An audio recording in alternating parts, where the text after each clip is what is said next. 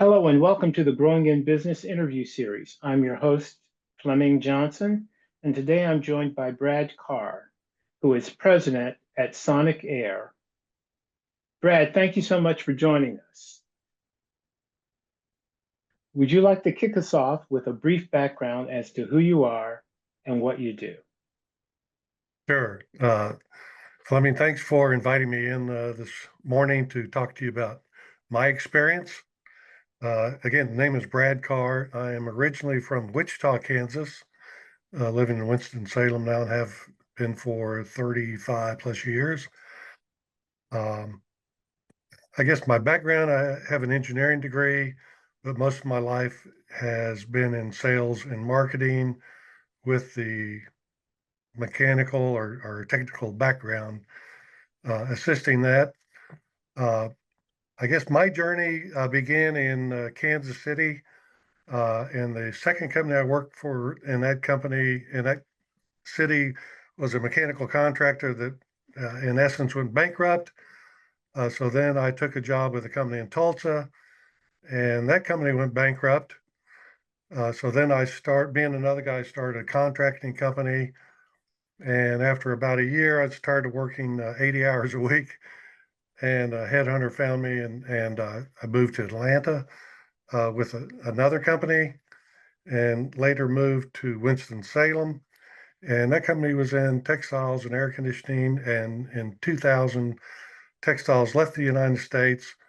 So I found for the third time, my third career uh, had vanished. Uh, our company, we right now we manufacture primarily equipment, of which a robotically controlled fan that mounts in a ceiling is a primary piece of equipment. And we say we keep facilities safer, healthier, and more efficient. And we do this by automating the process of preventing fugitive dust from accumulating overhead, which creates a fire hazard and an explosion hazard. Uh, and in the past, people have taken care of it with scissor lifts and vacuum cleaners, which is very expensive. You have to shut down production. Our fans prevent the dust from ever accumulating. It improves the indoor air quality within a facility, and it reduces the need for manual labor. So we do this worldwide. The United States is our primary market, and we do it in multiple industries, which I'll be glad to get into later, um, as well as some of the entrepreneurial journey of changing what we were doing. I can tell you this, I guess the entrepreneur journey is a little bit about a life journey, is you end up in different places that you really thought you would end up. And it's making decisions every day, that's going to be the best for that day and the best that you can see in the future. But uh, obviously, you don't know what the future holds. It's always changing. So that is what our company does, 365 days a week, throughout the world. What inspired you to start your own business? What was that initial spark that kind of led you to take the entrepreneurial leap? Well, like I previously said, I had already taken it one time. Uh, I guess I've always had a business mindset. I'm not afraid of trying new things. But as far as Sonic Air is concerned, around the year 2000, like I previously said, um, textiles, which was the industry I was in, basically went to China and some other third world countries. And so the company I was working for no longer needed um, a vice president of sales and marketing, because our sales, went from like 70,000 to 5,000 in one year. It was remarkable how fast it left. And I wanted to stay in Winston-Salem. Um, and I thought I had a good idea of how I could get equipment manufactured actually overseas, um, and could use my engineering and marketing talent to get into using a similar technology to what we were using in textiles, but in other fields. So I started on that adventure. We incorporated in 2004, The initial plan was to do filtration and heat recovery in industrial laundries. They use a lot of energy, drying fabrics and things like that, and I thought I had a better idea.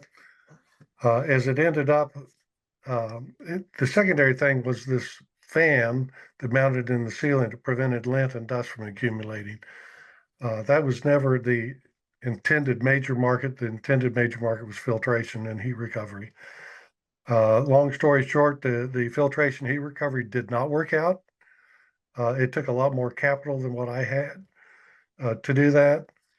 But I did find out that the need for keeping overhead spaces clean from dust and lint was much larger than what I realized. There are a lot of industries besides textiles and related to textiles, which would be your laundries and dry cleaners, that needed this technology. So, like I said, 2004 is incorporated. In 2009, the housing bubble bursted, and my initial partner wanted to get out, so I had to buy him out. At that point, we'd been in business for about 3.5, 4 years, really not making much money, really had not really taken off yet. About a month after I bought out my competitor, Georgia Pacific, approached us with their tissue plants.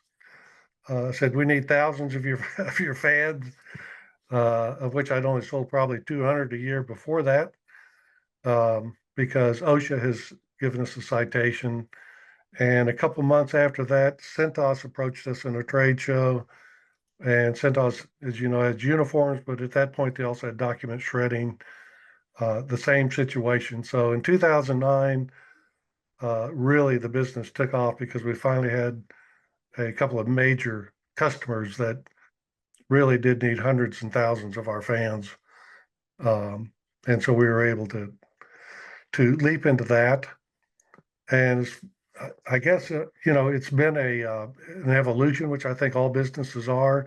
We started out in textiles and moved to laundries and dry cleaners. Then from that, we went to wood and paper. And then from that, we went to feed and grain and food, and we do plastics, synthetic woods, fiberglass, boats and cars, recycling, chemicals, pharma, gypsum, etc. Anything that makes dust in a manufacturing facility, you cannot ever capture it all. You always have what we call the fugitive dust, is a market for us. And so we have grown into these different markets. Basically, when I started out, it was me and my partner, and that was it. And today, I think we have 35 to 40 employees. We manufacture our own equipment here in Winston-Salem and sell it worldwide. And we have evolved from just manufacturing to servicing to commissioning our equipment because we found we had problems in the field with people installing our equipment properly. And from that, we went into installation, which we do now throughout the United States. And now we are doing preventive maintenance programs as well. So it's, I guess, with an entrepreneurial journey, it always evolves into more. And I've always felt like you're either growing or you're dying. And you may not grow every year like you want to grow, but you've got to be constantly trying to grow. If you're not constantly trying to grow, then you will die. And part of trying to grow is obviously being innovative and solving problems for your customers. And Brad, what are some common misconceptions about running a business, and how did you address them? I would say the misconception, and even I probably had some of it, is how long it takes to get a business off the ground, and really what does it cost to do that. Um, I've always heard in business, cash is king, and that is absolutely the truth. You can be profitable and go out of business because you don't have cash. You got to buy things, you got to pay people for their services, all of that. And so it's really being prepared for how long it's going to take to get your business off the ground. Uh, I'd say you need to pinch pennies. You need to be tight because it's what you don't know that will get you into trouble. Uh, you need to be quick to adapt. I say you need a lot of humility. When something isn't working, you need to change as quickly as you can. That doesn't mean you change constantly. I mean, you need to evaluate it, but you better be expecting to have to change. I would say this: you do not need an MBA to be an entrepreneur. In fact, that may get in your way because it really is simple math and common sense and a lot of humility. It's really addition and subtraction, maybe a little bit of multiplication and division, but you know, uh, I think it's keeping your eye on your customer and making sure that you are providing what the customer says he wants, not what you think the customer needs necessarily. And so that Tell would be me, the misconception. how do you maintain a work-life balance as a business owner? Do you have any personal rituals or habits that keep you motivated and focused? Well, I would say that when you start a business, you better plan on working 60 to 80 hours a week. And a lot of those are in the evenings, at least it was for me. But for myself, I have daily devotions every morning. Try to get my focus in the right thing, around scripture, prayer, other things. Um, you really need good rituals in your life that repeat, I think, that are outside of business, um, because you need some encouragement. Weekly I got worship with other people. I think you need great friends uh, to encourage you along that way. And in my case, my best friend is my wife, and I will tell you that a good marriage and a good spouse is very helpful when starting starting the business. For the encouragement, along with speaking truth uh, that maybe you don't want to hear at the time, but certainly rituals in your life help your work-life balance. Very good. In a constantly evolving business landscape, how do you stay adaptable and open to change? It sounds like you've had several changes. Are there any specific strategies that you use to remain innovative?